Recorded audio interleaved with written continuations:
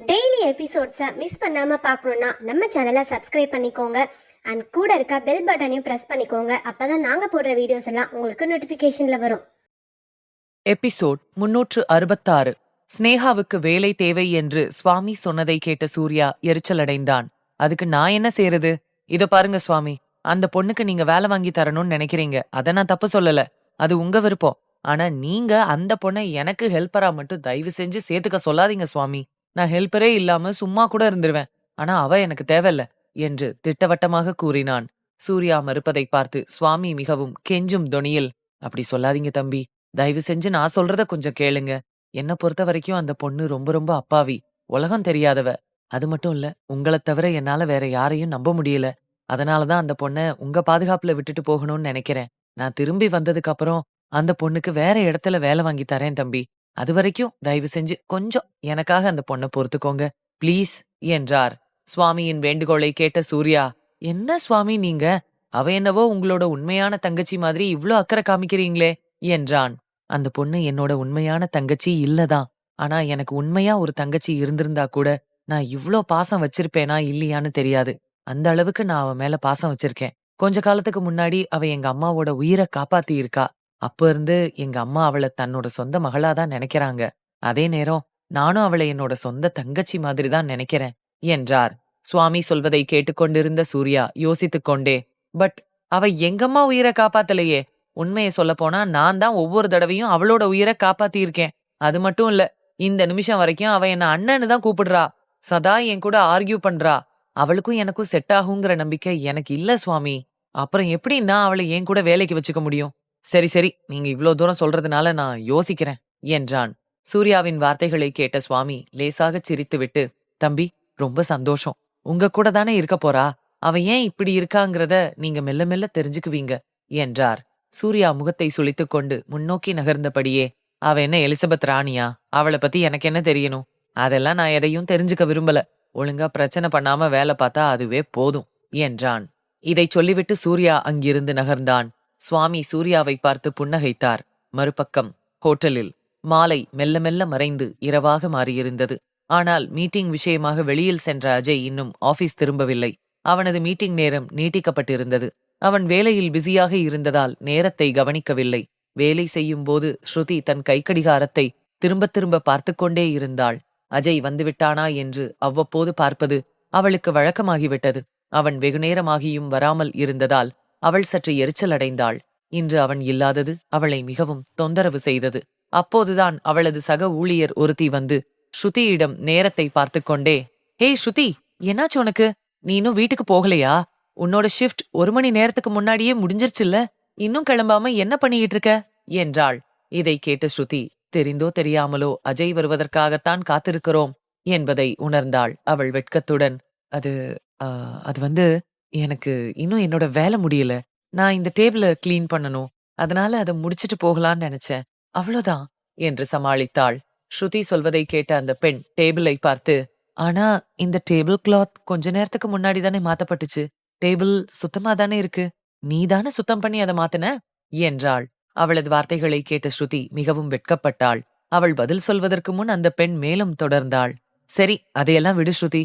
எனக்கு இப்போ உன்னோட உதவி தேவை. எனக்காக அந்த உதவிய செய்வியா என்றாள். சொல்லுடி, என்ன மாதிரி உதவி வேணும்? எதுவா இருந்தாலும் தயங்காம கேளு. என்னால முடியும்னா கண்டிப்பா செய்றேன் என்றாள் ஸ்ருதி. அதற்கு அந்த பெண், ஸ்ருதி, இன்னைக்கு என்னோட மாமியாரும் என்னோட கணவரும் வெளியில போயிட்டாங்க. என்னோட பொண்ணு மட்டும் வீட்ல தனியா இருக்கா. அதனால நான் அவசரமா வீட்டுக்கு போகணும். உன்னால முடிஞ்சா இன்னைக்கு மட்டும் என்னோட ஷிஃப்டையும் சேர்த்து பார்க்க முடியுமா? உன்னால முடிஞ்சா இந்த ஒரு ஹெல்ப் மட்டும் பண்ணு ஸ்ருதி, ப்ளீஸ் என்றாள். அந்த பெண்ணின் வார்த்தைகளை கேட்டதும் ஸ்ருதியின் மனதில் மகிழ்ச்சியின் அலை வீசியது. அவள் ஆசை நிறைவேறியது போல உணர்ந்தாள். இப்போது அவள் நிம்மதியாக அஜய்க்காக காத்திருக்கலாம் என்று நினைத்தாள். அதனால் அவள் விரைவாக அந்த பெண்ணின் வேண்டுகோளை ஏற்றுக்கொண்டாள். இதை கேட்ட அந்த பெண் மிகவும் மகிழ்ச்சியடைந்து ஸ்ருதிக்கு நன்றி தெரிவித்தாள். அதன் பிறகு அவள் அங்கிருந்து புறப்பட்டுச் சென்று விட்டாள். அவள் வெளியேறிய பிறகு ஸ்ருதி வேலை நடக்கும் பகுதிக்கு சென்று விட்டாள். ஸ்ருதி தனது வேலையில் மும்முரமாக இருந்தபோது சற்று போதையில் இருந்த ரஞ்சித் ஸ்ருதியை பார்த்தான். அவளை பார்த்தவுடன் ரஞ்சித்தின் கண்கள் பிரகாசமாக ஜொலித்தன. அஜய் வந்த பிறகு அவனுக்கு ஸ்ருதியை சந்திப்பதில் சிரமம் இருந்தது. எப்படியும் அஜய் அவளை சுற்றி எங்காவது இருந்து கொண்டேதான் இருப்பான். அதனால் ரஞ்சித்துக்கு ஸ்ருதியை நெருங்க சரியான வாய்ப்பு அமையவில்லை. ஆனால் இன்று அஜய் இல்லாத இந்த நேரத்தை தவறவிடக்கூடாது என்று நினைத்தான். உடனடியாக அவன் அங்கிருந்த அனைத்து ஊழியர்களையும் அனுப்பிவிட்டான். அவன் அந்த பகுதிக்கு தலைவராக இருந்ததால் எல்லோரும் அவனுடைய வார்த்தைகளை நிராகரிக்க முடியாமல் அங்கிருந்து சென்று விட்டார்கள். எல்லா ஊழியர்களையும் அனுப்பிவிட்டு ஒரு சோஃபாவில் அமர்ந்து ஸ்ருதியிடம் தனக்கு மதுவை கோப்பையில் ஊற்றித்தரச் சொல்லி கேட்டான். ஸ்ருதி அதை செய்ய விரும்பவில்லை. ஆனால் அவளுக்கு வேறு வழி தெரியவில்லை. வேறு வழியின்றி அதை செய்ய வேண்டிய கட்டாயத்தில் இருந்தாள். ஏனென்றால் அவள் வேலையில் இருக்கும்போது கஸ்டமர் கேட்பதை அவள் பரிமாறித்தான் ஆக வேண்டும். ஸ்ருதி சுற்றுமுற்றும் பார்த்தாள். அங்கே அவளைத் தவிர எந்த ஊழியர்களும் இருக்கவில்லை. அதை உணரும்போது உள்ளுக்குள் பதட்டம் வந்துவிட்டது. அவள் சிசிடிவி கேமராவை பார்த்துக்கொண்டே மனதில் தைரியத்தை வரவழைத்துக் கொண்டு அவனை நோக்கி முன்னேறினாள். அவன் முகத்தை பார்க்காமலேயே ஒரு மதுபானத்தை கிளாஸில் ஊற்றி அதை அவனுக்கு பரிமாறினாள். ரஞ்சித்தின் கண்கள் ஸ்ருதியை மட்டுமே பார்த்து கொண்டிருந்தது. அவள் முகத்திலிருந்து மெல்ல மெல்ல அவனது பார்வை அவள் உடலை நோக்கி சரிந்து கொண்டிருந்தது. அவளைப் பற்றி தன் மனதில் தோன்றிய எண்ணங்களை நினைத்து தனக்குத்தானே சிரித்துக் கொண்டிருந்தான். ஸ்ருதியால் அவனது தீய நோக்கத்தை தெளிவாக உணர முடிந்தது. அதனால் அவள் விரைவாக அவனுக்கு ஒரு மதுபானத்தை பரிமாறிவிட்டு அங்கிருந்து நகர்ந்தாள். அப்போது ரஞ்சித் சட்டென பின்னாலிருந்து அவள் கையை பிடித்தான். அதை உணர்ந்த ஸ்ருதி அதிர்ச்சியடைந்தாள். தன்னைத்தானே சமாளித்துக் கொண்டு நிதானமாக திரும்பி பார்த்து, சார், என்ன பண்றீங்க? முதல்ல என்னோட கைய விடுங்க என்றாள். ஸ்ருதியின் வார்த்தைகளை கேட்ட ரஞ்சித் அவள் கையை விட்டுவிட்டு ஒரு பொல்லாத காம புன்னகையுடன் அவளை பார்த்தான். அதன் பிறகு சோஃபாவிலிருந்து எழுந்து டேபிளில் வைக்கப்பட்டிருந்த கிளாஸை எடுத்துக்கொண்டு ஸ்ருதிக்கு முன்னால் வந்து நின்றான். தன் கையிலிருந்த கிளாஸை அவளிடம் நீட்டியபடி, இந்தா, இத குடி என்றான். ஸ்ருதி ஆச்சரியத்துடன், வாட், நான் இத குடிக்கணுமா என்றாள். அதற்கு ரஞ்சித் மெதுவாக ஆமாம் என்பது போல தலையசைத்தான். சாரி சார், இது எங்க விதிகளுக்கு எதிரானது. என்னால குடிக்க முடியாது. நீங்க தனியாத்தான் இத குடிக்கணும் என்றாள். இதை சொல்லிவிட்டு ஒருபடி பின்வாங்கி வெளியேறத் தொடங்கினாள். அப்போது ரஞ்சித் வேகமாக அவளுக்கு முன்னால் வந்து அவளை தடுத்து நிறுத்தினான். ஏய், நில்லு ஸ்ருதி, எங்க போற? நீ எனக்கு சர்வீஸ் பண்ணிதான் ஆகணும். அதுவும் ஒரு ரூல்ஸ்ல இருக்கு. ஏன், அது உனக்கு தெரியாதா என்றான். இதை சொல்லிக்கொண்டே ரஞ்சித் அவளுக்கு அருகில் வந்து அவளது தோள் மீது தனது விரலை வைத்து, எல்லா விதத்திலையும் நீ எனக்கு சர்வீஸ் பண்ணித்தான் ஆகணும் என்று வஞ்சகமாக கூறினான். ஸ்ருதி சட்டென தனது தோள்பட்டையை பின்னுக்கு இழுத்து கொண்டாள். Sir, you are crossing your limits. நான் உங்களை வார்ன் பண்றேன். நீங்க என்கிட்ட இது மாதிரி நடந்துக்க கூடாது. மீறி நடந்தா நான் உங்க மேல கம்ப்ளைண்ட் பண்ண வேண்டியதா இருக்கும். உங்களுடைய செயல்கள் எல்லாமே சிசிடிவில பதிவாகிட்டே இருக்கு என்று கோபமாக கூறினாள். ஸ்ருதியின் பேச்சை கேட்ட ரஞ்சித் அவளை ஒரு கணம் பார்த்து கொண்டே சிரிக்க ஆரம்பித்தான். அதுவும் ஸ்ருதியின் வார்த்தைகள் அவனுக்கு நகைச்சுவையாக இருப்பது போல் சிரித்தான். ஸ்ருதி இதை சற்று சங்கடமாக உணர்ந்தாள். அவன் அவளை பார்த்து சிரித்துக்கொண்டே சோஃபாவில் வசதியாக அமர்ந்து மீண்டும் அந்த மதுபானத்தை பருகினான். ஏய் ஸ்ருதி, நான் நினைச்சதை விட நீ ரொம்பவே அப்பாவியா இருக்க. இந்த ஹோட்டல்ல எனக்குன்னு சில அதிகாரங்கள் இருக்கு. என்னால எதையெல்லாம் செய்ய முடியும்னு உனக்கு தெரியாதா? இங்க ஒர்க் பண்ற எல்லாரும் என் பேச்சுக்கு கட்டுப்படுவாங்க ஸ்ருதி. ஒர்க் பண்றவங்க மட்டும் இல்ல, அந்த சிசிடிவியும் நான் சொல்றதத்தான் கேக்கும் என்றான். அவன் சொல்வதை கேட்ட ஸ்ருதி அதிர்ச்சியடைந்து விட்டாள். அவள் வேகமாக சிசிடிவி கேமராவை திரும்பி பார்த்தாள். அது அணைக்கப்பட்டிருப்பதை அப்போதுதான் உணர்ந்தாள். அதை உணர்ந்தவுடன் அவள் மிகவும் பயப்பட ஆரம்பித்தாள். அங்கிருந்து விரைவாக வெளியேற முயற்சித்தாள். ஆனால் ரஞ்சித் அவள் செல்லும் வழியில் குறுக்கே கால் வைத்து அவளை தடுத்து நிறுத்தினான். இதனால் அவள் தடுமாறி கத்திக்கொண்டே தரையில் விழுந்தாள். இதை பார்த்த ரஞ்சித் மேலும் சிரிக்க ஆரம்பித்து விட்டான். என்னாச்சு ஸ்ருதி? அவ்வளோ அவசரமா எங்க போகணும்? இப்ப பாத்தியா, தடுக்கி விழ வேண்டியதா போச்சு. ஐயோ பாவம், நீ உன்னால என்கிட்ட இருந்து தப்பிச்சு போக முடியாதே. உன்னை நினைச்சா எனக்கு பாவமா இருக்கு ஸ்ருதி என்றான். ஸ்ருதி தரையில் கிடந்தாள். அவள் கீழே விழுந்ததால் முழங்காலில் காயம் ஏற்பட்டிருந்தது. இதனால் அவளுக்கு அதிகமாக வலித்தது. ஸ்ருதி தன் வலியை பொருட்படுத்தாமல் எழுந்து நிற்க முயற்சித்தாள். ஆனால் வலியால் அவளது முயற்சிகள் எதுவும் பலனளிக்கவில்லை. அதற்குள் ரஞ்சித் தன் கையில் இருந்த மதுபானத்தை முழுவதுமாக குடித்து முடித்துவிட்டு இன்னொரு பாட்டிலை திறந்தான். பிறகு சோஃபாவிலிருந்து எழுந்து அவளுக்கு அருகில் வந்து தரையில் அமர்ந்து, அடடா, வலிக்குதா ஸ்ருதி? நான் சொன்ன பேச்ச கேட்டு இத அப்பவே குடிச்சிருந்தா இவ்ளோ பிரச்சனை வந்திருக்காதுல்ல. ரொம்ப ஜாலியா இருந்திருக்கும். சரி, பரவாயில்ல, இப்பவாவது நான் சொல்றத கேளு. இந்தா, இத குடி என்று சொல்லிக்கொண்டே அந்த கிளாஸை அவளுடைய வாய்க்கருகே கொண்டு சென்றான். ஆனால் ஸ்ருதி தன் முகத்தை வெளிப்பக்கமாக திருப்பிக் கொண்டாள். இதை பார்த்த ரஞ்சித்துக்கு கோபம் வந்துவிட்டது. அவளுடைய தாடையை இறுக்கமாக பிடித்துக்கொண்டு, இத பாரு ஸ்ருதி, நான் அன்பா சொல்லும் போதே என் பேச்ச கேட்டுடு. அதான் உனக்கு நல்லது. இல்லனா இதோட விளைவுகள் ரொம்ப மோசமா இருக்கும் என்றான்.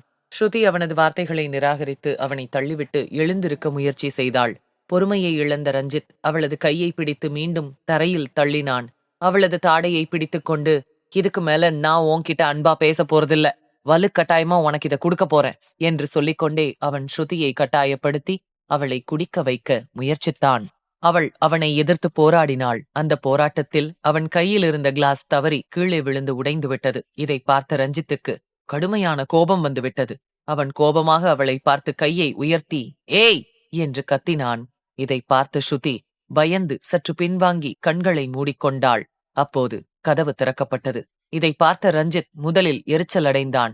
ஏனென்றால் தனக்கு தொந்தரவாக அங்கு யாருமே வரக்கூடாது என்று தடை விதித்திருந்தான். ஆனால் தனக்கு எதிரில் நின்ற நபரை பார்த்தவுடன் அவன் அதிர்ச்சியடைந்து விட்டான். ஏனென்றால் அங்கே அஜய்தான் நின்று கொண்டிருந்தான். அஜயை பார்த்தவுடன் ரஞ்சித் அவசரமாக எழுந்து நின்று, ஏ அஜய், நீயா? நீ எப்படி இங்க என்றான். அஜயின் பெயரை கேட்டவுடன் ஸ்ருதி கண்களை திறந்து அவசரமாக நிமிர்ந்து பார்த்தாள். அங்கே அஜயை பார்த்தவுடன் அவள் சற்று நிம்மதியடைந்தாள். அஜயின் வெளிப்பாடுகள் மிகவும் கோபமாக இருந்தன. தனது எரியும் கண்களுடன் ரஞ்சித்தை முறைத்து பார்த்தபடி ஸ்ருதிக்கு அருகில் வந்து கீழே அமர்ந்து, ஆர் யூ ஓகே என்றான்.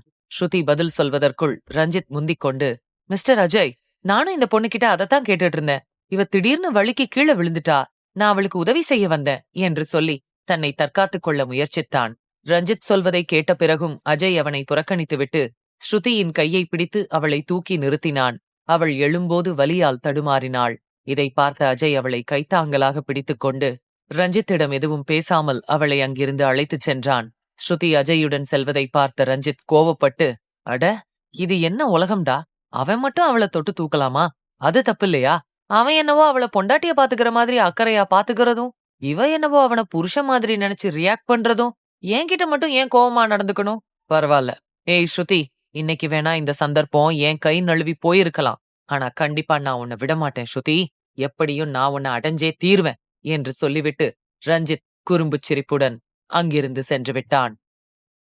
எபிசோட் 367. ஸ்ருதி அஜயுடன் செல்வதை பார்த்த ரஞ்சித் கோவப்பட்டான். ஏய் ஸ்ருதி, இன்னைக்கு வேணா இந்த சந்தர்ப்பம் என் கை நழுவி போயிருக்கலாம். ஆனா கண்டிப்பா நான் உன்னை விடமாட்டேன் ஸ்ருதி. எப்படியும் நான் உன்னை அடைஞ்சே தீர்வேன் என்று சொல்லிவிட்டு ரஞ்சித் குறும்பு சிரிப்புடன் அங்கிருந்து சென்று விட்டான். மறுபுறம் அஜய் அங்கிருந்து ஸ்ருதியை அழைத்துக் கொண்டு அமைதியாக தன் அறைக்கு வந்தான். அங்கே மீரா நின்று கொண்டிருந்தாள். அவன் மீராவிடம் ஒரு ஃபர்ஸ்ட் எய்ட் பாக்ஸையும் ஐஸ் பேக்கையும் கொண்டு வந்து தரும்படி கேட்டான். அவள் அதையெல்லாம் எடுத்து வருவதற்காக சென்றுவிட, அதே நேரம் அவன் ஸ்ருதியை சோஃபாவில் வசதியாக படுக்க வைத்தான். சிறிது நேரத்தில் அஜய் சொன்னது போல மீரா அனைத்து பொருட்களையும் மேசையில் வைத்துவிட்டு அங்கிருந்து கிளம்பினாள். அஜய் எதுவும் பேசாமல் ஸ்ருதியின் காயத்திற்கு மருந்து தடவிவிட்டு அவள் முழங்காலில் ஐஸ் கட்டியை வைத்து ஒத்தடம் கொடுக்க ஆரம்பித்தான். அப்போது ஸ்ருதி வலித்ததால் அஜயின் கையை இறுக்கமாக பிடித்திருந்தாள். அஜய் அவளிடம் எதுவும் பேசவில்லை. அவன் தன் வேலையை மட்டுமே கவனமாக செய்து கொண்டிருந்தான். இதை பார்த்த ஸ்ருதி மிகவும் விசித்திரமாக உணர்ந்தாள். அவனிடமிருந்து கோபமான எதிர்வினையை அவள் எதிர்பார்த்தாள். ஆனால் அஜய் அவளை பார்க்கவே இல்லை. அவன் எந்த வெளிப்பாடும் இல்லாமல் இருப்பது அவளுக்கு என்னவோ போல இருந்தது. அவன் உள்ளிருந்து தனது கோபத்தை கட்டுப்படுத்திக் கொள்ள முயன்றான். அவன் ஸ்ருதிக்கு ஒத்தடம் கொடுத்து கொண்டிருக்க அவள் கையை நீட்டி அவனை தடுத்து, என்கிட்ட கொடுங்க அஜய், நானே ஒத்தடம் கொடுக்கிறேன் என்றாள். அவள் பேச்சை கேட்ட அஜய் எதுவும் பேசாமல் ஐஸ் பேக்கை அவளிடம் கொடுத்தான். அதை வாங்கி அவள் தனக்குத்தானே ஒத்தடம் கொடுத்துக்கொண்டே அமைதியாக அமர்ந்திருந்த அஜயையே பார்த்து கொண்டிருந்தாள். கொஞ்சம் தைரியத்தை வரவழைத்துக் கொண்டு, சரியான நேரத்துல வந்து எனக்கு ஹெல்ப் பண்ணதுக்கு ரொம்ப தேங்க்ஸ் அஜய் என்றாள். ஸ்ருதி சொல்வதை கேட்டுவிட்டு அஜய் அவளை பார்த்து கிண்டல் துணியில் சொன்னான். சரியான நேரத்துல வந்ததெனவோ வாஸ்தவந்தான். ஆனா நான் எதுவும் பேசாம உன்னை அங்கிருந்து கூட்டிட்டு வந்துட்டேன்னு நீ என்ன தப்பா நினைக்கலையா என்றான். நான் எதுக்காக தப்பா நினைக்கணும்? நீங்க எனக்கு உதவிதானே செஞ்சீங்க என்றாள் ஸ்ருதி. இதை சொல்லிக் கொண்டிருக்கும் போதே அவள் தனது பார்வையை தாழ்த்திக் கொண்டு, நீங்க மட்டும் சரியான நேரத்துல வரலன்னா இந்நேரம் நான் என்ன ஆகியிருப்பேன்னு எனக்கே தெரியல அஜய். நான் ரொம்ப பயந்து போயிட்டேன் தெரியுமா? உங்களை பார்த்ததுக்கு அப்புறம்தான் எனக்கு உயிரே வந்துச்சு என்றாள். ஸ்ருதியின் வார்த்தைகளை கேட்டு அஜய் அமைதியின்றி தவித்தான். பிறகு கொஞ்சம் கோபத்தில் அவள் கையை பிடித்து தனக்கு அருகில் இழுத்து கடுமையான குரலில், இந்த நேரத்துல நீ எதுக்காக அங்க போன? நீ அங்க போக வேண்டிய அவசியம் என்ன? நான் தான் கிளம்பும் போதே பார்த்து இருந்துக்கோன்னு சொல்லிட்டு தானே போனேன். அவனை பத்தி தான் உனக்கு தெரியும்ல. அங்க யாருமே இல்லைன்னு தெரிஞ்ச அடுத்த நிமிஷமே நீ அங்கிருந்து வெளியில வந்திருக்கணும்ல. நான் மட்டும் வரலன்னா அவன் உன்னை என்ன செஞ்சிருப்பான் தெரியுமா? அவன் என்று தனது கை முஷ்டியை இறுக்கியபடி கோவப்பட்டான். ஸ்ருதி மீதான அஜயின் அக்கறை அவனது கோபத்தில் தெளிவாக தெரிந்தது. ஸ்ருதியின் கையின் பிடி எப்பொழுது இறுகியது என்பதை அவள் உணரவில்லை. ஸ்ருதி மெல்ல மெல்ல தனது கையில் வலியை உணர ஆரம்பித்தாள். அவள் கண்களில் கண்ணீர் பெருகியது. அவள் அஜயின் பிடியிலிருந்து தன்னை விடுவித்துக் கொண்டு, நான் என்ன செய்ய முடியும்? என்னோட வேலை அந்த மாதிரி. நான் என் வேலையை செய்யத்தான் அங்கு போயிருந்தேன். அவன் இந்த அளவுக்கு போவான்னு நான் எதிர்பார்க்கலையே என்றாள். ஸ்ருதியின் வார்த்தைகளில் கோபமடைந்த அஜய், வேலை வேலை வேலை, நீ எதுக்காக வேலை செஞ்சு சம்பாதிக்கணும் ஸ்ருதி? உனக்கு பணம் தானே வேணும், அத நான் உனக்கு தரேன். உனக்கு எவ்ளோ பணம் வேணுமோ சொல்லு. 10 லட்சம், 50 லட்சம், 1 கோடி, எவ்ளோ வேணும்னு சொல்லு, அத நான் உனக்கு தரேன் என்று சொல்ல அஜயின் வார்த்தைகளை கேட்டு ஸ்ருதி மிகவும் வருத்தப்பட்டாள். அஜய் தன் பணத்திமிரை காட்டுவது போல் உணர்ந்தாள். அவன் தன் உழைப்பையும் அர்ப்பணிப்பையும் மதிக்கவில்லை என்று நினைத்தாள். ஸ்ருதி அஜயிடம் ஒருபோதும் பணம் கேட்டதில்லை. அவனுடைய பணத்தில் எந்த உரிமையையும் கோரியதில்லை. அவள் அனாதையாகவும் ஆதரவற்றவளாகவும் இருந்த போதிலும் அவளுடைய சுயமரியாதை அவளுக்கு விலைமதிப்பற்றதாக இருந்தது. அவளால் இதுபோன்ற வார்த்தைகளை ஏற்றுக்கொள்ள முடியவில்லை. ரஞ்சித்தின் எண்ணத்தை விட அஜயின் வார்த்தைகள் அவளை அதிகமாக காயப்படுத்தியது. அஜயின் வார்த்தையில் கோபமடைந்த ஸ்ருதி, எனக்கு ஒன்னும் உங்க பணம் வேண்டாம் அஜய். உங்க பணத்தை நீங்களே வச்சுக்கோங்க. உங்ககிட்ட இருந்து எனக்கு எதுவும் தேவையில்ல. இன்னைக்கு இக்கட்டான நேரத்துல வந்து எனக்கு ஹெல்ப் பண்ணதுக்கு ரொம்ப ரொம்ப தேங்க்ஸ்.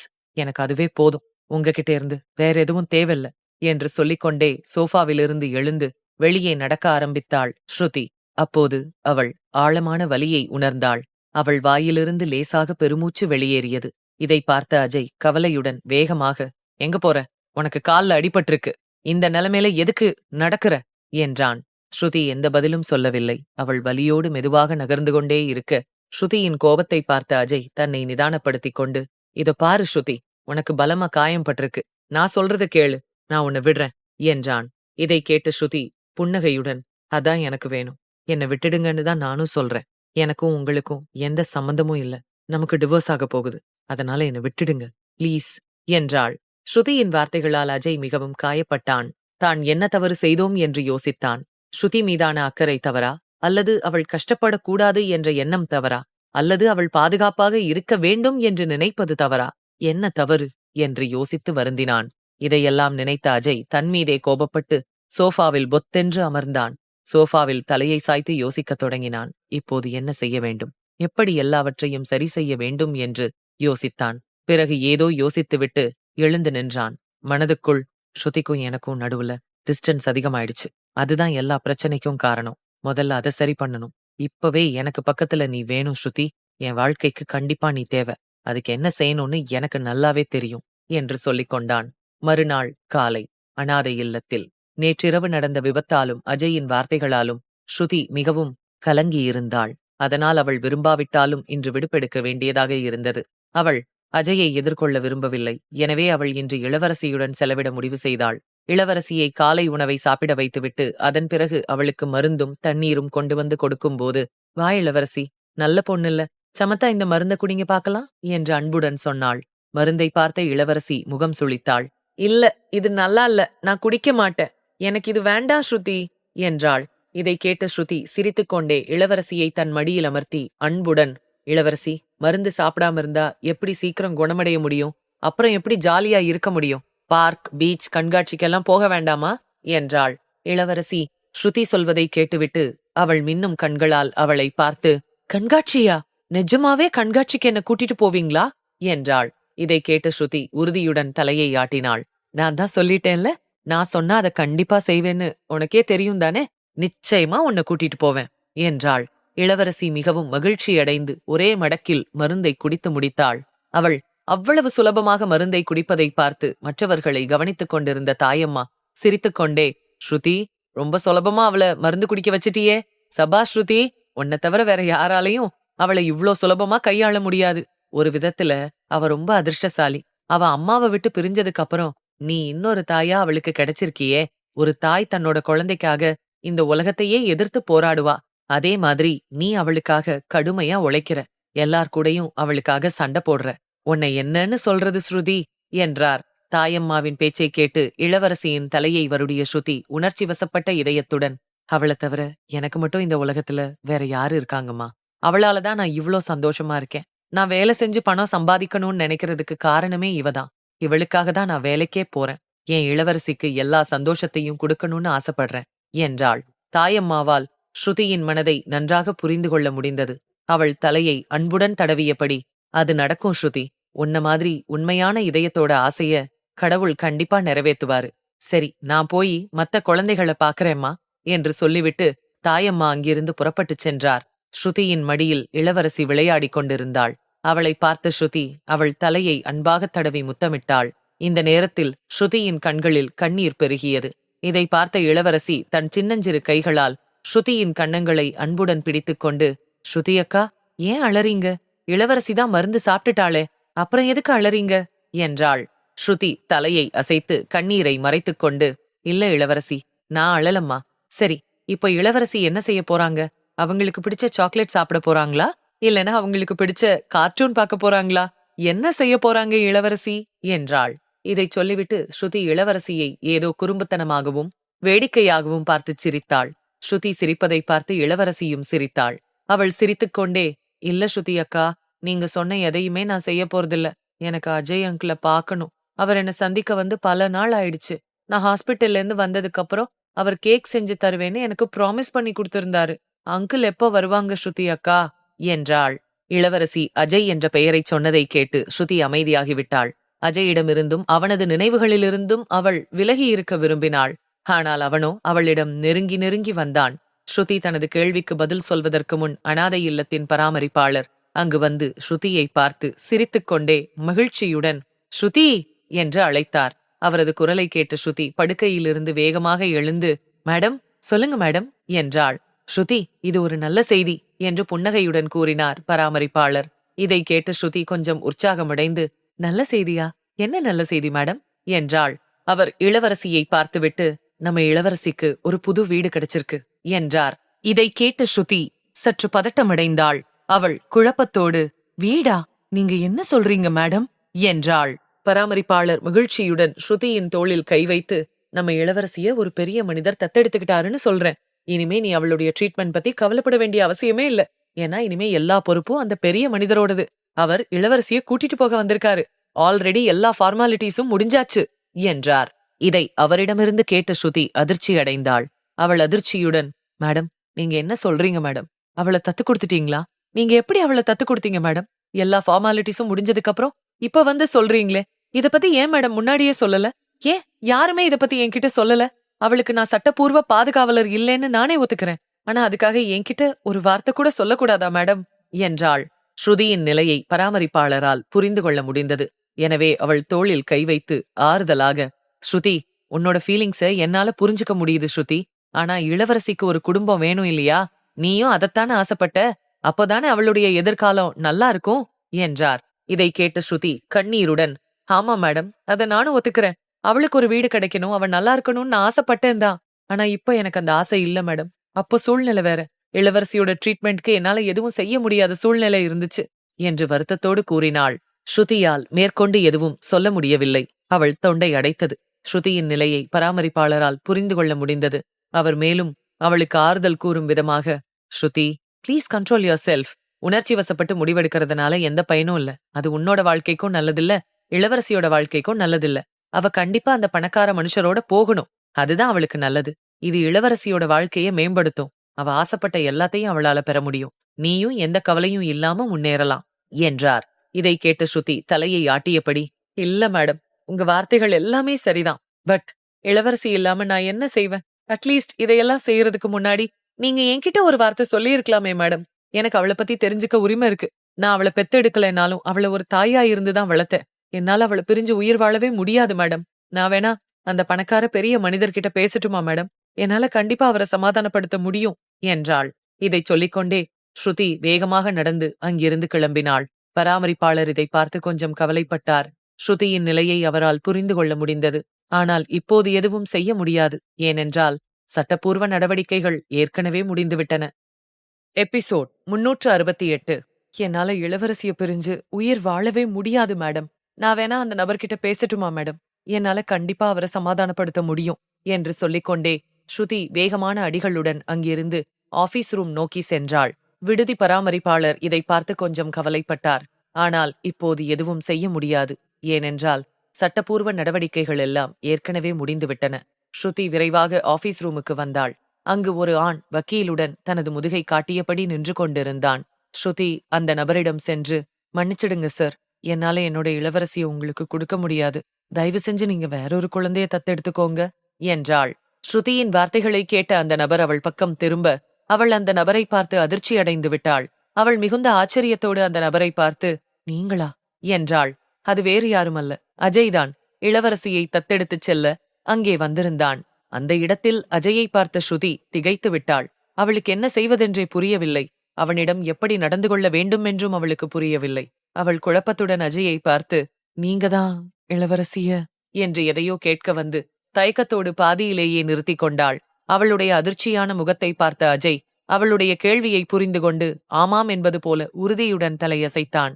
தான் இளவரசியை தத்தெடுக்க வந்த நபர் என்பதை அவன் ஒத்துக்கொண்டான்.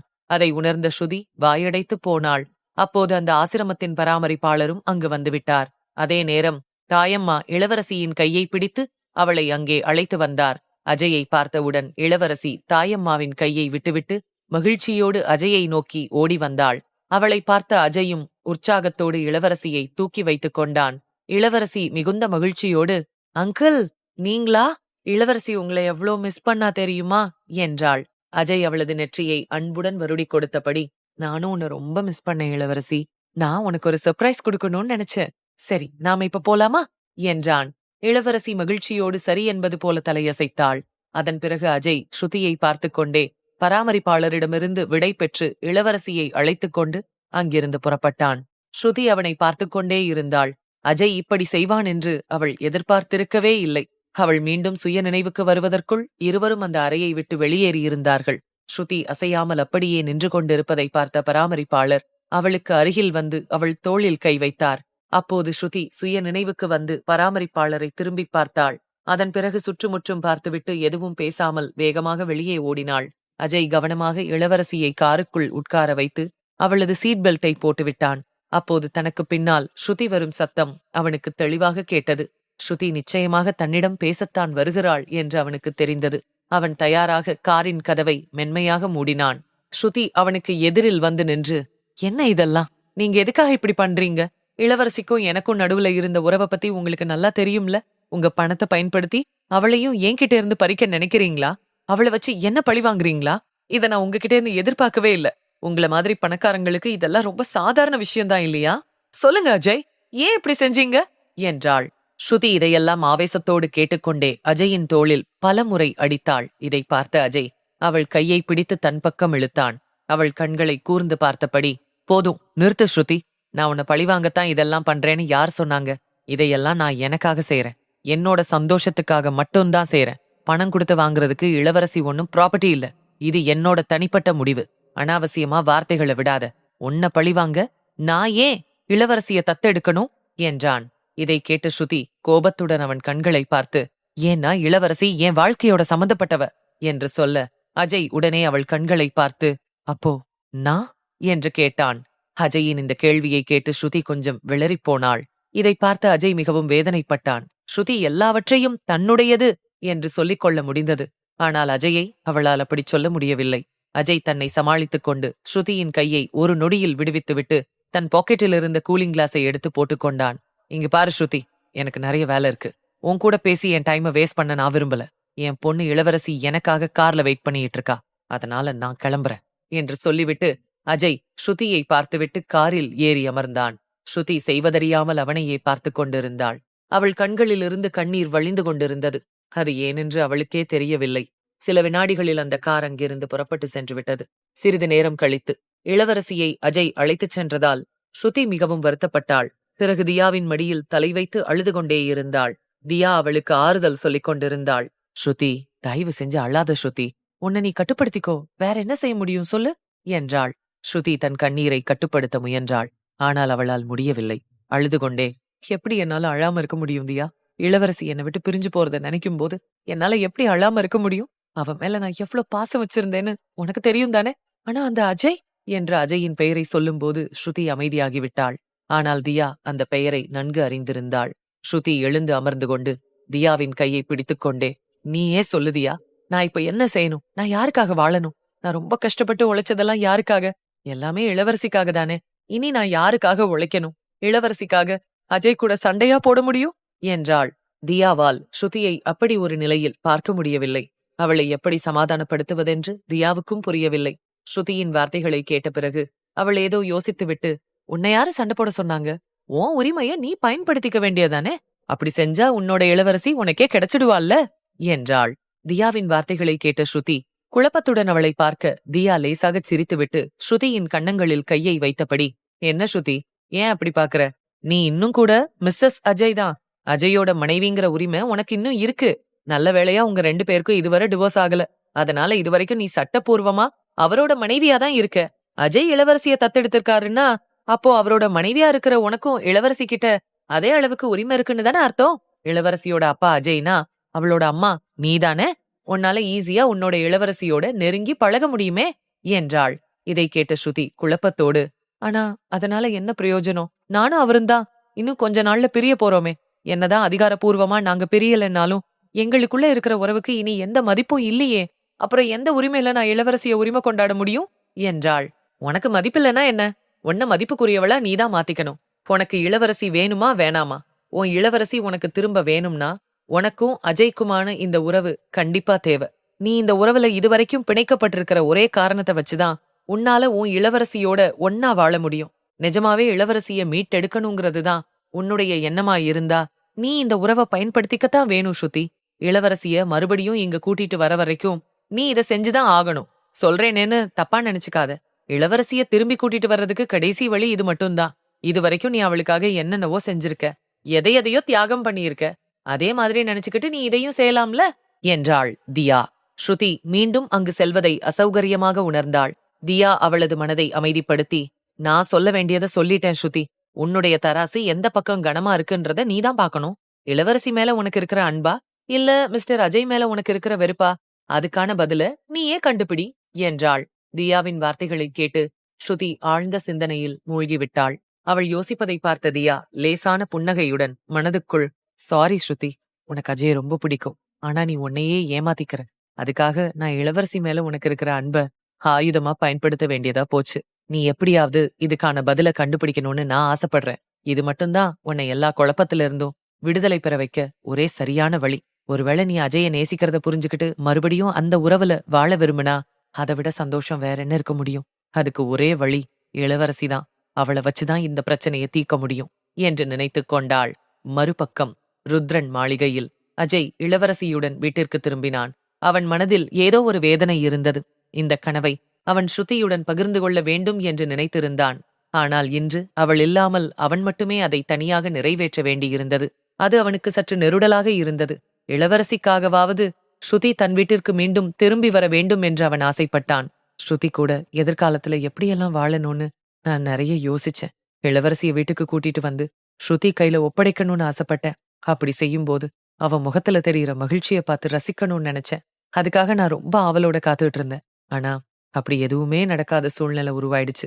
இப்படி இளவரசிய கூட்டிட்டு வரும்போது ஸ்ருதி இல்லாத சூழ்நிலை இருக்கும்னு நான் கனவுல கூட நினைக்கல. சாரி ஸ்ருதி, நீ ஆசையா வளர்த்த இளவரசிய உன்கிட்ட இருந்தே பறிக்க வேண்டிய சூழ்நிலை உருவாயிடுச்சு. ஆனா இளவரசிக்காகவாவது நீ என்கிட்ட வருவேன்னு நான் எதிர்பார்க்கிறேன் ஸ்ருதி.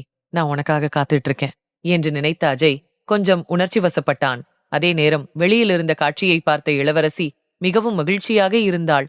அதை உணர்ந்த அஜய் அவள் தலையில் கை வைத்தான். இவ்வளவு பெரிய வீட்டை அவள் இதுவரை பார்த்ததே இல்லை. அந்த வீட்டை பார்த்த இளவரசி அஜயிடம், அங்கிள், நீங்க இவ்ளோ பெரிய வீட்லயா இருக்கீங்க என்றாள். அஜய் அவளுடைய வார்த்தைகளை கேட்டு சிரித்துவிட்டு ஆமாம் என்பது போல தலையசைத்தான். இன்னையிலிருந்து நீயும் என் கூட இந்த வீட்லதான் வாழப்போற என்றான். இதை கேட்ட இளவரசி ஆரம்பத்தில் மிகவும் மகிழ்ச்சியடைந்தாலும் பிறகு கொஞ்சம் வருத்தப்பட ஆரம்பித்து விட்டாள். இதை பார்த்த அஜய் அவளிடம் அன்புடன், என்னாச்சு இளவரசி, ஏன் திடீர்னு உன் முகம் வாடிப்போச்சு என்றான். இளவரசி அவனிடம், சாரி அங்கிள், என்னால உங்க கூட இருக்க முடியாது. எனக்கு ஸ்ருதி அக்காவை ரொம்ப பிடிக்கும். நான் அவங்க கூட தான் இருப்பேன். நான் அவங்க கூடவே இருப்பேன்னு வாக்கு கொடுத்திருக்கேன். இளவரசி தன்னுடைய வாக்கு மீற முடியாதில்லையா என்றாள். அஜய் இளவரசியின் பேச்சை கேட்டுவிட்டு, கவலைப்படாத இளவரசி, ஸ்ருதி அக்காவையும் நம்ம கூடவே கூட்டிட்டு வந்து வச்சுக்கலாம் என்றான். அதை கேட்ட இளவரசி மிகவும் மகிழ்ச்சி அடைந்தாள். சிறிது நேரம் யோசித்துவிட்டு, அப்படின்னா நாம இப்பவே திரும்பி போய் ஸ்ருதி அக்காவையும் கூட்டிட்டு வந்துடலாம் அங்கிள்.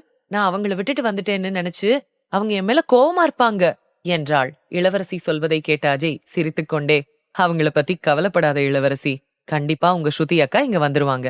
ஏன்னா உங்க அக்காவுக்கும் இளவரசிய விட்டுட்டு ரொம்ப நேரம் இருக்க முடியாது. இப்போதைக்கு நீ என் கூட உள்ள வா. உன்னோட புது வீட்டையும் அங்க இருக்கிறவங்களையும் உனக்கு அறிமுகப்படுத்தி வைக்கிறேன் என்று சொல்லிக்கொண்டே இளவரசியை தன் கைகளில் சுமந்தபடி காரிலிருந்து வெளியே வந்து வீட்டிற்குள் அடியெடுத்து வைத்தான். இளவரசி தனது மின்னும் கண்களால் எல்லாவற்றையும் வியப்போடு பார்த்து கொண்டிருந்தாள். ஒரு சிறிய அனாதை இல்லம் அல்லது ஆஸ்பத்திரியின் ஒரு சிறிய அறை மட்டுமே அவள் இதுவரை பார்த்திருந்தாள். அதுவே அவளது உலகமாக இருந்தது. அதனால் இதெல்லாம் அவளுக்கு பிரம்மாண்டமாக தெரிந்தது. இந்த புதிய வாழ்க்கையை பார்த்த அவள் உற்சாகத்தோடு சுற்றுமுற்றும் பார்த்து கொண்டே இருந்தாள். அஜய் இளவரசியை தூக்கிக் கொண்டு ஹாலுக்குள் வந்தான். அங்கே விஜயேந்திரரும் ஆகாஷும் சோஃபாவில் அமர்ந்திருந்தார்கள். இளவரசியை தத்தெடுப்பதை பற்றி விஜயேந்திரரிடமும் மற்ற அனைவரிடமும் அஜய் ஏற்கனவே சொல்லியிருந்தான். அதனால் அனைவரும் மிகுந்த மகிழ்ச்சியோடு இருந்தார்கள். ஆரம்பத்தில் விஜயேந்திரருக்கு இது பிடிக்கவில்லை. அவர் பழங்கால தலைமுறையைச் சேர்ந்தவர். அஜய் முதலில் தனக்கென ஒரு குழந்தையை பெற்றுக்கொள்ள வேண்டுமென்றும் அதற்கு பிறகு இளவரசியை தத்தெடுப்பதை பற்றி சிந்திக்க வேண்டுமென்றும் அவர் விரும்பினார். ஆனால் ருத்ரன் விஜயேந்திரருக்கு விளக்கமாக எடுத்துச் சொன்னபோது அவர் மகிழ்ச்சியோடு ஒப்புக்கொண்டார். என்ன இருந்தாலும் அஜயின் சந்தோஷம்தான் அவருக்கு மிகவும் முக்கியமான விஷயம். அஜய் முதலில் இளவரசியை விஜயேந்திரரிடம் அழைத்து வந்து தன் கையிலிருந்து கீழே இறக்கிவிட்டான். விஜயேந்திரரை சுட்டிக்காட்டி, இளவரசி, இவர்தான் உன் பெரிய தாத்தா. பக்கத்துல இருக்கிறவர் தான் உன்னோட சின்ன தாத்தா. 2 பேர்கிட்டையும் நீ ஆசீர்வாதம் வாங்கிக்கோமா என்றான். எபிசோட் 369. விஜயேந்திரரை சுட்டிக்காட்டி, இளவரசி, இவர்தான் உன் பெரிய தாத்தா. பக்கத்துல இருக்கிறவர் தான் உன்னோட இன்னொரு தாத்தா. 2 பேர்கிட்டையும் நீ ஆசீர்வாதம் வாங்கிக்கோமா என்றான் அஜய். அஜயின் வேண்டுகோளின் பேரில் இளவரசி மெதுவாக முன்னோக்கி நகர்ந்து சென்று விஜயேந்திரரையும் ஆகாஷையும் தனது ஒளிரும் கண்களால் பார்த்தாள். இளவரசி மிகவும் அழகாகவும் சுட்டித்தனமாகவும் இருந்தாள். அவள் கண்கள், அவள் முகம், அவளது அம்சங்கள் எல்லாமே மிகவும் அழகாக இருந்தது. அதனால்தானோ என்னவோ அனைவரும் அவளை இளவரசி என்று அழைத்தனர். விஜயேந்திரருக்கும் அவளை முதல் பார்வையிலேயே பிடித்துவிட்டது. இளவரசி அவரிடம் வந்து காலை தொட்டு வணங்கும்போது அவர் இளவரசியின் தலையில் கை வைத்து அவளை வாழ்த்தினார். வேண்டாம்மா, எழுந்துரு. நீ எங்க காலெல்லாம் விழ வேண்டாம். நீ எங்களுக்கு கொள்ளு பேத்தி. எப்போதும் சந்தோஷமா கலகலன்னு சிரிச்சுக்கிட்டே இருக்கணும். உன் தாத்தாவோட ஆசீர்வாதம் என்னைக்கும் உனக்கு இருக்கும் என்றார். இதைச் சொல்லிவிட்டு விஜயேந்திரர் தனது பாக்கெட்டிலிருந்து ஒரு கட்டு பணத்தை எடுத்து அதை அவள் தலையை இருமுறை சுற்றிவிட்டு கனியிடம் கொடுத்துவிட்டு, கனி, இத வேலை செய்யறவங்க எல்லாருக்கும் விநியோகம் பண்ணு. எல்லாரையும் ஸ்வீட் சாப்பிட சொல்லு. நம்ம வீட்டுக்கு லக்ஷ்மி வந்திருக்கா. இன்னைக்கு எல்லாமே நம்ம வீட்டுக்கு வந்திருக்கிற இந்த குட்டி இளவரசியோட விருப்பப்படிதான் நடக்கணும். அவளோட விருப்பத்தை விசேஷமா கவனிச்சுக்கோ.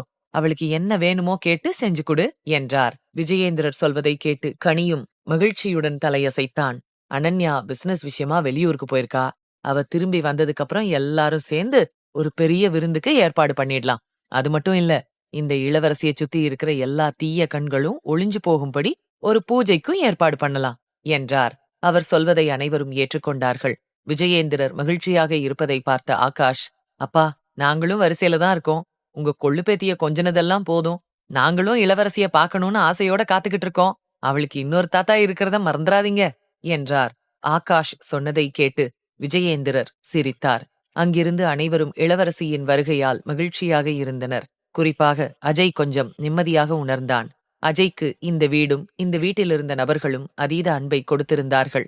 அவர்கள் கொடுத்த அன்பிற்கு இணையான ஒன்றை தன்னுடைய இரத்த சொந்தத்தில் கூட யாருமே கொடுத்திருக்க முடியாது. தான் முந்தைய ஜென்மத்தில் செய்த பாவங்கள் அதிகமா அல்லது புண்ணியங்கள் அதிகமா என்பதை அவனால் புரிந்து கொள்ள முடியவில்லை. ஏனென்றால் அவன் ஒரு அந்நியனைப் போல தனது சொந்த உறவை உணர்ந்தான். ஆனால் அந்நியரின் பாசமோ சொந்தத்தை விட அதிகமாக இருந்தது. விஜயேந்திரர் அவனை பார்க்கும்போது அஜய் ஆழ்ந்த எண்ணங்களுக்குள் மூழ்கியிருந்தான். அதை உணர்ந்த விஜயேந்திரர் அஜயை அழைத்து, அஜய், எதுக்கு கவலையா இருக்க? இந்த குழந்தைய நல்லபடியா வளர்க்கறத நினைச்சு கவலைப்படுறியா என்ன? ஒரு குழந்தை வீட்டுக்கு வரும்போது அந்த குழந்தையோட பெற்றோருக்கு தான் பொறுப்புகள் ரொம்ப அதிகமா இருக்கும். அந்த குழந்தை கத்துக்க வேண்டிய விஷயங்கள் நிறைய இருக்கு. நீயும் ஸ்ருதியும் சேர்ந்துதான் இந்த பொறுப்பை ஏத்துக்கணும். அந்த குழந்தைக்கு என்ன வேணும்னு புரிஞ்சு நடந்துக்கணும். அவ மனச புரிஞ்சுகிட்டு அவளுக்கு நல்லது கெட்டதெல்லாம் சொல்லிக் கொடுக்க வேண்டிய எல்லா பொறுப்பும் உங்க 2 பேருக்குமே இருக்கு என்றார்.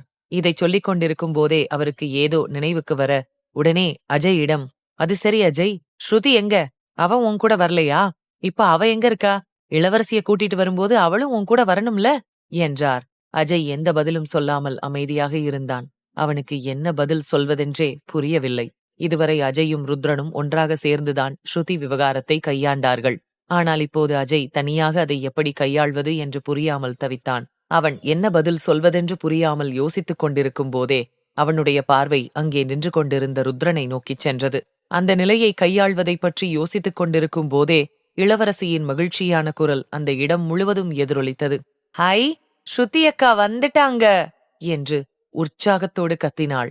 இளவரசியின் குரலை கேட்டு அஜயின் பார்வை மட்டுமின்றி மற்ற அனைவரின் பார்வையும் வாசலை நோக்கி திரும்பியது. வாசலில் ஸ்ருதி நின்று கொண்டிருப்பதை பார்த்த அஜய் மனதிற்குள் மகிழ்ச்சி அடைந்தான். தனது திட்டம் வெற்றிகரமாக நிறைவேறிவிட்டதாக உணர்ந்தான். பாதை எப்படி வளைந்து நெளிந்திருந்தாலும் சேருமிடம் சரியாக இருப்பதுதான் முக்கியம் என்று நினைத்தான். அவனுடைய ஸ்ருதி அவனிடமே வந்து சேர்ந்து விட்டாள். அது வெறுப்பாக இருந்தாலும் சரி, கோபமாக இருந்தாலும் சரி, அவள் தன்னோடு இருந்தால் போதும் என்று நினைத்து பெருமூச்சு விட்டான். இளவரசி வேகமாக ஸ்ருதியை நோக்கி ஓடினாள். இதை பார்த்த ஸ்ருதி அவளை தடுத்து நிறுத்தினாள். வேகமாக ஸ்ருதியை நோக்கி ஓடி வந்த இளவரசியை பார்த்தவுடன் ஸ்ருதி மண்டியிட்டு அமர்ந்து கொண்டாள். நில்லு நில்லு, ஏய் இளவரசி, எதுக்காக இவ்ளோ வேகமா ஓடி வர? ஜாக்கிரதையா இருக்க வேண்டாமா? நீ இன்னும் முழுசா குணமாகல. உன்னை ஓடக்கூடாதுன்னு டாக்டர் சொல்லியிருக்காருல்ல என்றாள். ஸ்ருதியின் வார்த்தைகளை கேட்ட இளவரசி தன் விரலை பற்களுக்கிடையே வைத்து ஆழமாக அழுத்திக் கொண்டே, சாரி அக்கா, உங்கள பார்த்ததும் டாக்டர் சொன்னதெல்லாம் நான் சுத்தமா மறந்தே போயிட்டேன் தெரியுமா என்றாள். இளவரசியை தனக்கு எதிரில் பார்த்த ஸ்ருதி கொஞ்சம் உணர்ச்சி வசப்பட்டு அவள் தலையை அன்போடு தடவிக்கொண்டே, நீ எப்படி இருக்க இளவரசி என்றாள். இந்த கேள்விக்கு நான் எப்படி பதில் சொல்றதுன்னே எனக்கு தெரியல அக்கா. எனக்கு இப்போ ஒரு குடும்பம் கிடைச்சிருக்கு. எனக்கு எல்லாரையும் ரொம்ப பிடிச்சிருக்கு. நீங்களும் என் கூட இங்கேயே இருங்கக்கா என்று சொல்லிவிட்டு இளவரசி ஸ்ருதியின் கையை பிடித்து உள்ளே அழைத்து வந்தாள். வாங்கக்கா, உங்களை நான் என்னோட புது குடும்பத்துக்கு அறிமுகப்படுத்தி வைக்கிறேன் என்றாள். இளவரசியின் பேச்சை கேட்டு ஸ்ருதி அவளை தடுக்க நினைத்தாள். ஆனால் அவள் முகத்தில் இருந்த மகிழ்ச்சியை பார்த்த பிறகு ஸ்ருதியால் எதுவும் சொல்ல முடியவில்லை.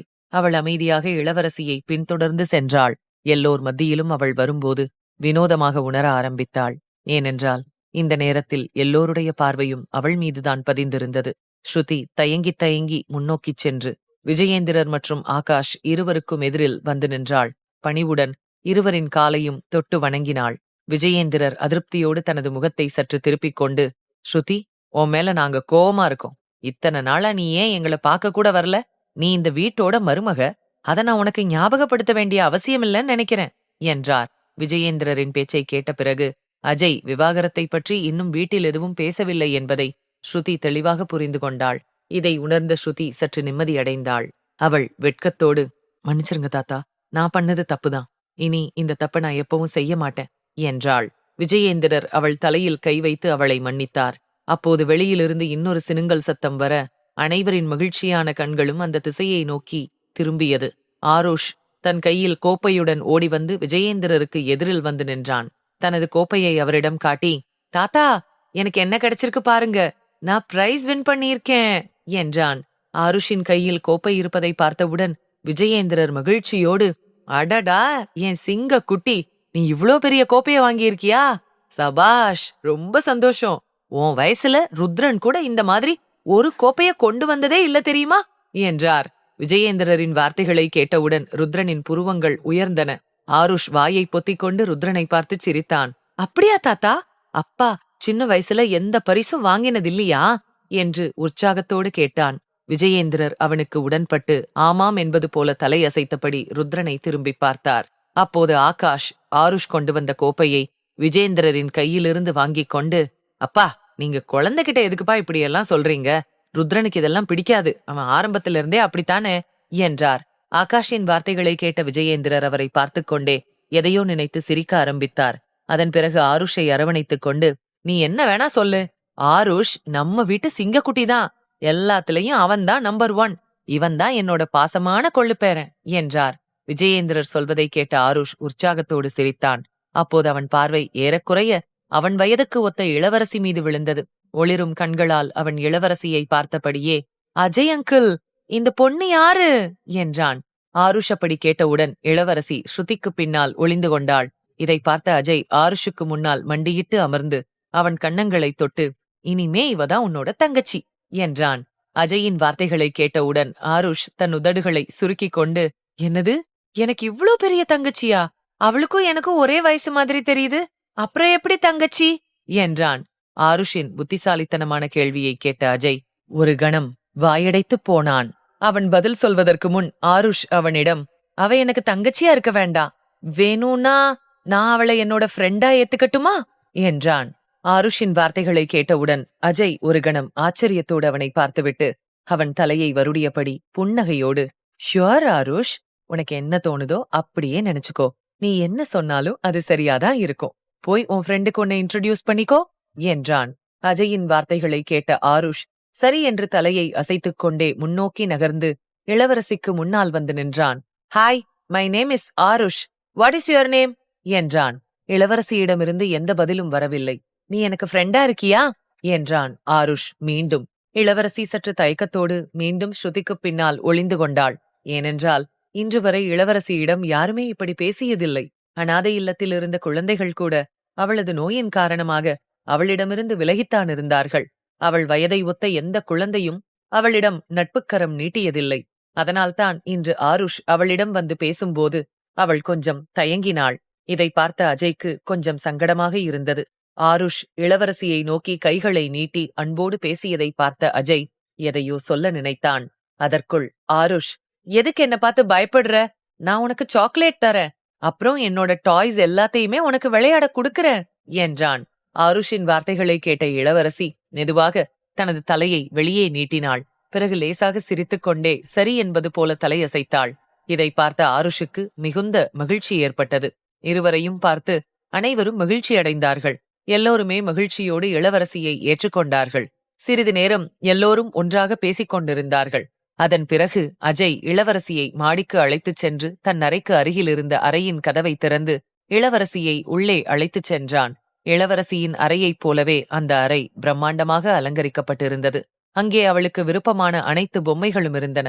அந்த அறை முழுவதும் அவளுக்கு தேவையான எல்லா பொருட்களும் இருந்தது. இளவரசிக்கு தன்னுடைய அறை மிகவும் பிடித்திருந்தது. நடப்பதெல்லாம் அவளுக்கு ஒரு கனவு போல இருந்தது. ஆனால் ஸ்ருதி தன்னிடம் ஏதோ ஒன்று குறைவதாக உணர்ந்தாள். ஸ்ருதி எவ்வளவுதான் கஷ்டப்பட்டு உழைத்தாலும் இளவரசிக்கு அவள் விரும்பிய விஷயங்களை அவளால் வாங்கித்தர முடிந்ததே இல்லை. இளவரசிக்கு அவளால் புது ஆடைகள் கூட கொடுக்க முடியவில்லை. அவளுக்காக பழைய ஆடைகளை கிழித்து அதிலிருந்து புதிய ஆடைகளை வடிவமைத்துக் கொடுப்பதுதான் வழக்கம். ஆனால் இன்று இங்கு அலமாரி முழுவதும் புது புது ஆடைகளால் நிறைந்திருந்தது.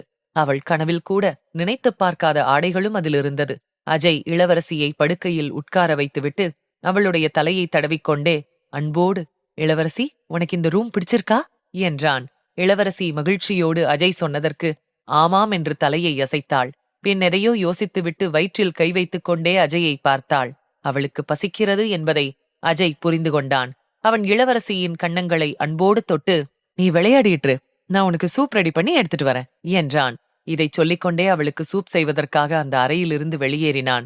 ஸ்ருதி கதவுக்கு அருகே அமைதியாக நின்று அங்கே நடக்கும் எல்லாவற்றையும் பார்த்து கொண்டிருந்தாள். அஜய் அவளை கடந்து சென்றான். ஸ்ருதியிடம் இதுவரை அவன் எதுவும் பேசவில்லை. ஸ்ருதி தானாகவே அவனிடம் ஏதாவது சொல்ல வேண்டும் என்று விரும்பினான். ஸ்ருதியும் அவனிடம் எதையும் பேசவில்லை. இருவரும் அமைதியாக இருந்தனர். கதவுக்கு அருகே அமைதியாக நின்று கொண்டிருந்த ஸ்ருதியை இளவரசி உள்ளே அழைத்தாள். இளவரசியின் குரலை கேட்ட ஸ்ருதி அவளிடம் நெருங்கிச் சென்றாள். ஆனால் அவள் இன்னும் கூட அஜயை பற்றிய சிந்தனைக்குள் தொலைந்து போயிருந்தாள். அதை பார்த்த இளவரசி அவள் முகத்தை மிகவும் கவனமாக பார்க்க அவளை கீழே குனியச் சொல்லி அவளுடைய கன்னங்களை பிடித்துக் கொண்டாள். என்னாச்சு ஸ்ருதி அக்கா? இளவரசி உங்க கூட இருக்கும்போது நீங்க ஏன் இவ்ளோ சோகமா இருக்கீங்க? இங்க எல்லாமே எவ்ளோ அழகா இருக்கு தெரியுமா? உங்களுக்கு இதெல்லாம் பிடிக்கலையா என்றாள். இளவரசியின் வார்த்தைகளால் ஸ்ருதியின் கவனம் அவள் பக்கம் திரும்பியது. அவள் இளவரசியின் முகத்தை பார்த்து அன்போடு, உனக்கு இது பிடிச்சிருக்கா என்றாள். ஸ்ருதியின் கேள்விக்கு இளவரசி ஆமாம் என்று தலையசைக்க அவள் சிரித்துக்கொண்டே தன் இளவரசியின் குட்டி மூக்கை கிள்ளியபடி, இளவரசியோட விருப்பம்தானே என்னோட விருப்பமோ? நீ சந்தோஷமா இருந்தா எனக்கும் சந்தோஷம்தான் என்றாள். இதை கேட்ட இளவரசி மேலும் மகிழ்ச்சியடைந்தாள். உடனே ஸ்ருதியை கட்டிப்பிடித்து மகிழ்ச்சியோடு, ஐ லவ் யூ ஸ்ருதி அக்கா என்றாள் இளவரசி. எபிசோட் 370. இளவரசி மகிழ்ச்சியோடு ஸ்ருதியை கட்டிப்பிடித்து, ஐ லவ் யூ ஸ்ருதி அக்கா என்றாள். உடனே ஸ்ருதியும் இளவரசியை இறுக்கமாக அணைத்துக் கொண்டு, ஐ லவ் யூ டூ இளவரசி என்றாள்.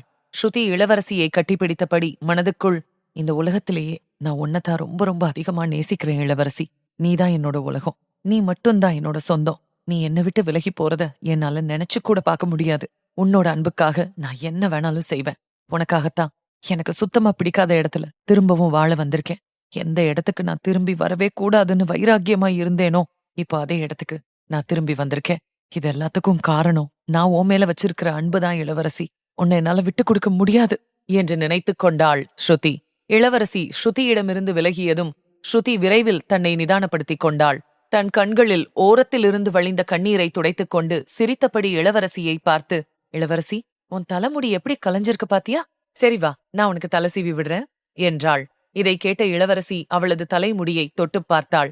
தன் உதடுகளை குவித்தபடி, அட ஆமா ஸ்ருதி அக்கா என்றாள். ஸ்ருதி தன் பையிலிருந்து ஒரு சீப்பை வெளியே எடுத்தாள்.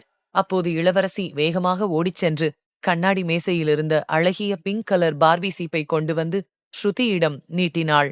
அக்கா, இத வச்சு என் தலைமுடிய சீவி விடுங்க. இந்த சீப்பு எவ்ளோ அழகா இருக்கு பாத்தீங்களா? ப்ளீஸ் அக்கா, இந்த சீப்பை வச்சு சீவி விடுங்களேன் என்றாள். இளவரசியின் வார்த்தைகளை கேட்ட ஸ்ருதி தன் பழைய சீப்பை பார்த்து மனதில் சற்றே தயக்கத்தோடு அதை ஒதுக்கி வைத்தாள். ஆனாலும் இளவரசியை சந்தோஷப்படுத்த பார்பி சீப்பை வாங்கி அவள் தலைமுடியை சீவத் தொடங்கினாள். இதை பார்த்து இளவரசி மிகவும் மகிழ்ச்சியடைந்தாள். அவள் பொம்மையுடன் விளையாடிக் கொண்டிருக்கும் போது ஸ்ருதியை பார்த்த இளவரசி, அக்கா, நான் உங்ககிட்ட ஒன்னு கேட்கட்டுமா என்றாள். ஸ்ருதி இளவரசியை பற்றி நன்கு அறிந்திருந்தாள். வழக்கமாக இளவரசிக்கு ஸ்ருதி தலையை சீவும் போதோ, அல்லது அவளை தயார் செய்யும் போதோ, அல்லது அவளுக்கு சாப்பாடு ஊட்டிவிடும் போதோ பெரும்பாலும் ஸ்ருதியிடம் அவள் ஏதாவது கேள்விகளை கேட்பாள். ஸ்ருதி வேலையில் மும்முரமாக இருக்கும் போதெல்லாம் இளவரசியிடமிருந்து அவளுக்கு தொடர்ந்து கேள்விகள் வந்து கொண்டேதான் இருக்கும்.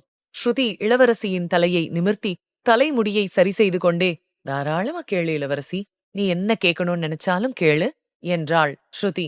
இளவரசி ஸ்ருதி சொல்வதை கேட்டுவிட்டு, அப்ப ஓகே, அது என்னன்னா, கொஞ்ச நேரத்துக்கு முன்னாடி ஒரு பையன் எனக்கு ஃப்ரெண்ட் ஆனான்ல, அவன் யாரு? எல்லாரும் இந்த இளவரசியை விட அவனை எதுக்காக அதிகமா நேசிக்கிறாங்க என்றாள். இளவரசி இந்த கேள்வியை கேட்ட பிறகு ஸ்ருதி சற்று யோசிக்க ஆரம்பித்தாள். சிறிது நேரம் யோசித்துவிட்டு இளவரசியை மடியில் உட்கார வைத்துக் கொண்டு, இது அவனோட வீடுதான் இளவரசி என்றாள். ஸ்ருதியின் வார்த்தைகளை கேட்ட இளவரசி கண்களை அகலமாக விரித்து சற்று கலவரமான தொனியில், இவ்வளோ பெரிய வீடுமா என்றாள். இளவரசியின் வார்த்தைகளை கேட்ட ஸ்ருதி உறுதியுடன் ஆமாம் என்று தலையசைத்தாள். சிறிது நேரம் யோசித்த பின், ஆமா இளவரசி, நான் சொல்றத கேளு. நீ இந்த வீட்ல இருக்கிற வரைக்கும் அந்த ஆருஷ கிண்டல் பண்ண கூடாது. அவனை கோவப்படுத்தவும் கூடாது. அவன் கூட சண்டையும் போடக்கூடாது. அவனை எதிர்த்து எந்த கேள்வியும் கேட்கக்கூடாது. புரிஞ்சுதா என்று சொல்ல இளவரசி ஆச்சரியத்தோடு ஏன் என்றாள். ஏன்னா இது அவன் வீடு. நீ இப்பதானே வந்திருக்க. அவன் பிறந்ததே இந்த வீட்லதான். இங்க அவனுக்கு அதிக உரிமை இருக்கு.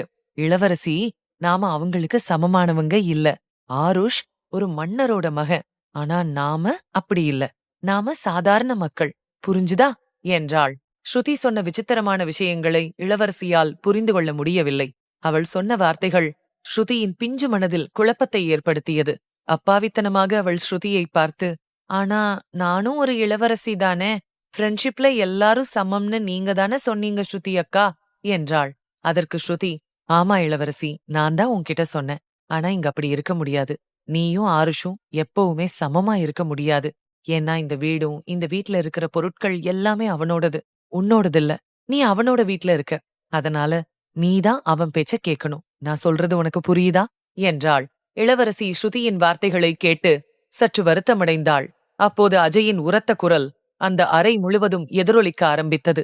அவள் இளவரசியிடம் மேலும் ஏதோ சொல்ல வரும்போது சத்தமாக, ஏய் ஸ்ருதி, எதுக்காக என்னோட பொண்ணுக்கு தப்பு தப்பான விஷயங்களை சொல்லிக் கொடுக்கற என்றான். அஜயின் திடீர் குரலில் ஸ்ருதி திடுக்கிட்டாள். அவள் கண்கள் நேராக கதவை நோக்கி திரும்பியது. அங்கே அஜய் கைகளில் சூப்போடு நின்று கொண்டிருந்தான். அவன் ஸ்ருதியை பார்த்து முறைத்துக் கொண்டிருந்தான். பிறகு கோபத்தோடு உள்ளே நுழைந்தான். அவன் சூப்பை மேசையில் வைத்துவிட்டு ஸ்ருதியை முறைத்துப் பார்த்து, என் பொண்ணுக்கு இது மாதிரியான முட்டாள்தனமான விஷயங்களை சொல்லிக் கொடுக்கறதுக்கு உனக்கு யார் உரிமை கொடுத்தாங்க என்றான். அஜய் தன்னை முறைத்துப் பார்ப்பதை உணர்ந்த ஸ்ருதி சற்று தயக்கத்தோடு, நான் இளவரசி கிட்ட யதார்த்தத்தை தான் சொல்லிட்டு இருந்தேன் என்றாள். ஸ்ருதி சொல்வதை கேட்டு அஜய்க்கு கோபம் வந்துவிட்டது. முதல்ல உனக்கு யதார்த்தம் என்னன்னு தெரியுமா? நீ முதல்ல யதார்த்தத்தை புரிஞ்சுக்க முயற்சி பண்ணு. அதுக்கப்புறம் மத்தவங்களுக்கு சொல்லிக் கொடுக்கலாம். இன்னொரு விஷயத்த நல்லா ஞாபகம் வச்சுக்கோ. என்னோட பொண்ணுகிட்ட யாரும் நெகட்டிவா பேசுறது எனக்கு பிடிக்காது என்றான்.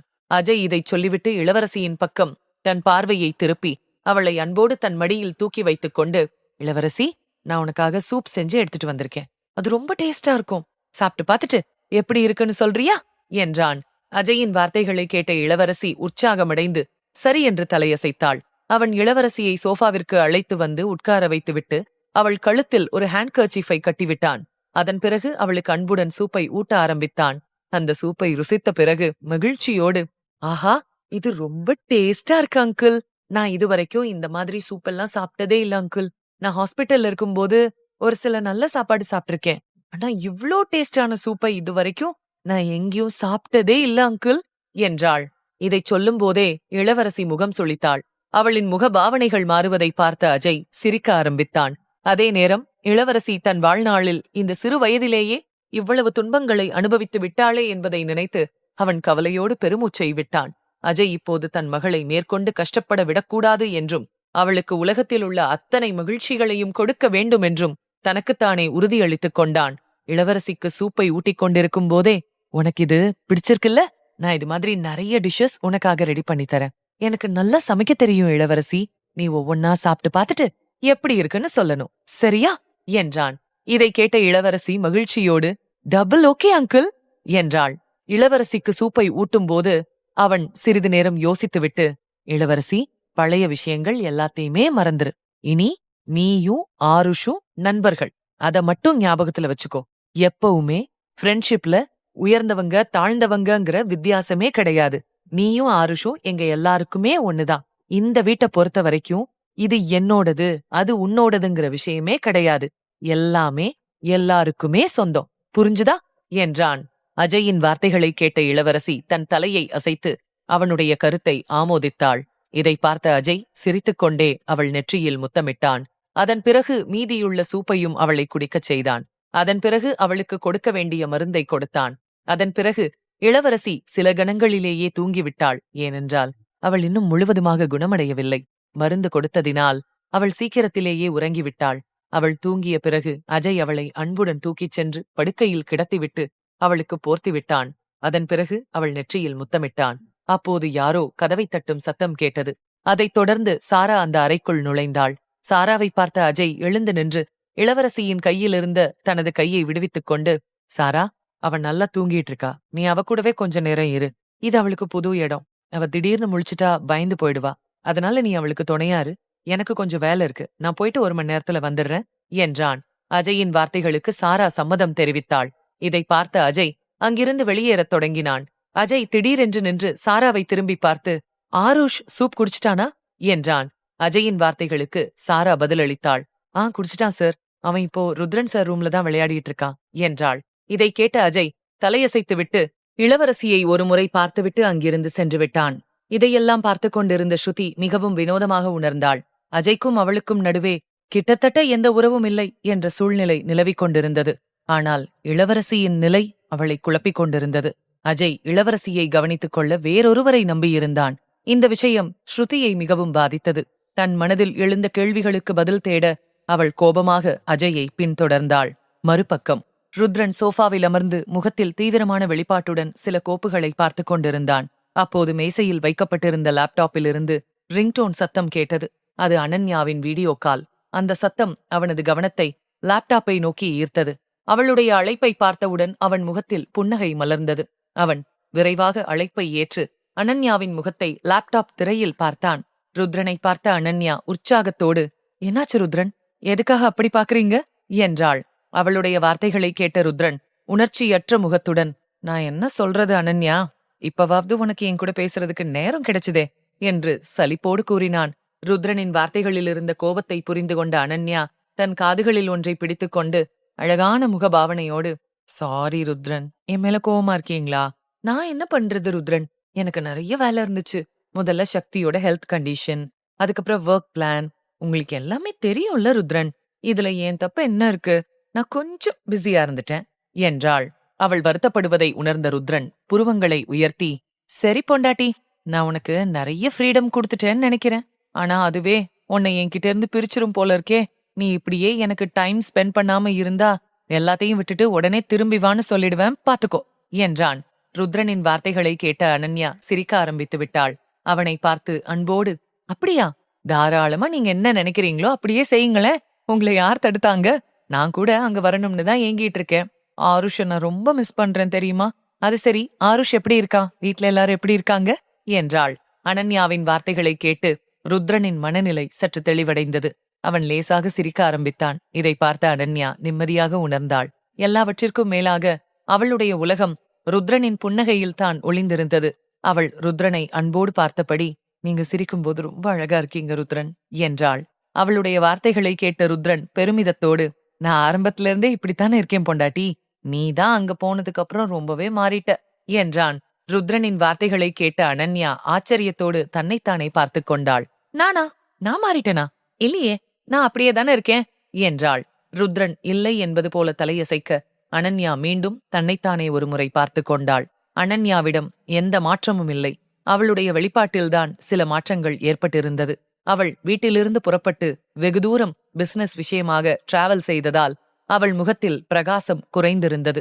அவள் தன்னைத்தானே பார்த்து யோசித்துக் கொண்டே ருத்ரனிடம், ருத்ரன், எனக்கு தெரியல ருத்ரன், அப்படி என்கிட்ட என்ன மாறி இருக்கு?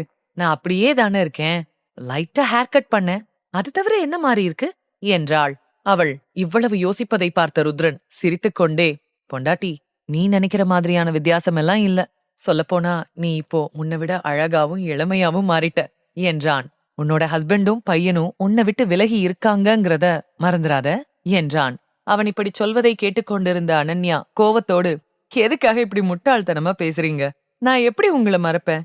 எப்படி என்னால உங்க 2 பேரையும் மறக்க முடியும்? உங்களால எப்படிங்க என்கிட்ட இது மாதிரியெல்லாம் கேட்க முடியுது என்றாள். இதை பார்த்த ருத்ரன், சரி சரி, கோவப்படாத பொண்டாட்டி, நான் சும்மா உன்னை கிண்டல் பண்றதுக்காக தான் விளையாட்டுக்கு அப்படி சொன்னேன் என்றான். அனன்யா முகத்தை சுளித்துக் கொண்டே, நோ ருத்ரன், இது மாதிரி காமெடி எனக்கு சுத்தமா பிடிக்கல. இனிமே இது மாதிரி விளையாட்டுக்கு கூட பேசாதீங்க ப்ளீஸ் என்றாள்.